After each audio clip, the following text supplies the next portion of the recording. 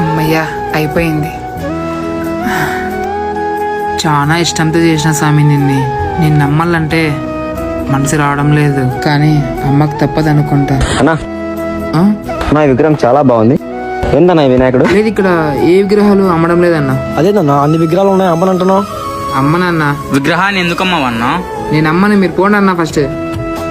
ఇట్లయితే నేను ఎట్లా బతికేది? క్షమించు స్వామి, నిన్ను అమ్మక తప్పదు అనుకుంటా. ఇంద్రవాడు అట్లా మాట్లాడుతున్నాడు, వినాయకుడు అమ్మనంటున్నాడు. అన్నా ఇక్కడ రండి. ఏం చెప్పు. నేను వినాయకుని నమ్ముతా అన్నా, కానీ నాది కండిషన్. కండిషనా? ఏం కండిషన్? వినాయకుడిని కూర్చోపెట్టే రోజు అంగరంగ వైభవంగా కూర్చోబెడతారు, కానీ నిమజ్జనం రోజు చెల్లా చెదురుగా పడేస్తా అన్నారు.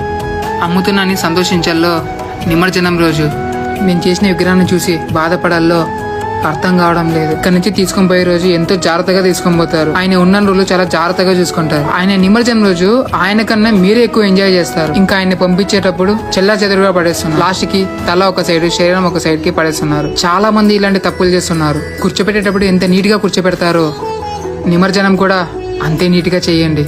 ఆయన ఎంత సంతోషంగా తెచ్చుకుంటామో ఆయన పంపించేటప్పుడు కూడా అంతే సంతోషంగా పంపించండి.